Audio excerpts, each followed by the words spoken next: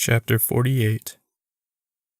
Though Adam worked his next few shifts, he wasn't entirely present. Was Ollie still alive? Adam had tried looking him up on Facebook, Instagram, and Twitter. No trace. Of course, that didn't mean Ollie was dead. He could just be private. Adam walked throughout the mall, marveling at how different it seemed during the day. He'd traded shifts with Rosie so she could get what she called another abortion. He almost didn't do it, though he didn't care one way or another what women did with their bodies. But Rosie had seemed nervous and desperate to get it done, so he said yes to the change. As for the mall, some of the stores were actually open, which made for an even more depressing atmosphere than when all the stores were closed at night. At least then, they had a reason to be closed. During the day, the mall looked like a mouth with a lot of missing teeth. Adam felt a pang every time he passed GNC. Rosie had told him that the missing girl worked there before the lease expired. He wanted to visit Amelia in the theater, but it felt awkward to do so with a few customers walking around. So he kept up his circuit. He passed Spencer's Gifts, a store he hadn't visited in a while. Since this was his first day shift ever, this was the first time he'd seen it open. He went in and browsed. A bored-looking girl stood behind the cashier's counter, staring at her phone. Adam had fond memories of this store, though the last time he'd stepped foot in one was 2002, back in the mall's heyday. He'd bought a plasma ball, which he'd clumsily broken while moving into the townhouse. He headed toward the back to look for a replacement when he saw something that sent a shiver of nostalgia through his body. He grabbed it and took it and the plasma ball to the register. "Gaw, I love this movie," the cashier said, admiring the item.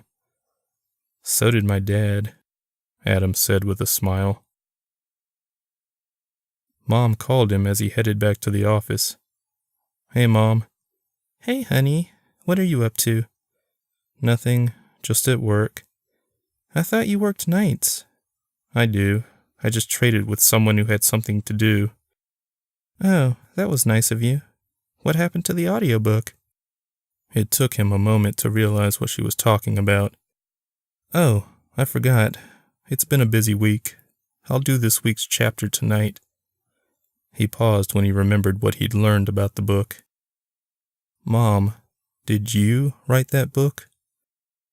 Mom was a long time in replying. "What makes you think I wrote it?" she finally asked. "I just have this memory of you typing on a typewriter. It was the day before you confronted that woman who was cheating with Dad." "What? How do you remember that? You were, what, 8? "I've been remembering a lot of things lately." He grinned knowingly. "Me too. I remember you calling her a homewrecker." Mom laughed. "Do you remember that?" "Yeah, I do," he said nervously. He hoped she would forget that, but perhaps the universe hadn't deemed that significant enough to correct. "Why did you tell me Dad wrote it?" "I didn't, honey. You just assumed he did. You idolized him, and I didn't want to tarnish the way you saw him." "Mom, you didn't have to do that. I know what he was like, that he wasn't perfect. I still love him. I even bought him." He stopped himself. "I mean, I just wonder if things would have been different if I'd been with him. In the end, would he have lived?" "Don't do that, Adam," Mom said quickly. "Your father had demons. Nothing could have changed what happened, not even you." "I know," he whispered. "Those demons got him killed, and Adam wouldn't rest until he found out who'd done this to his dad. I'll redo the intro for the audiobook to give you credit as the author." "You don't have to do that." "Yes, I do. I love you, Mom." "I love you too, sweetie. Thank you." Then something occurred to him. "Hey, Mom, when was the last time you heard from Ollie Jacobs?"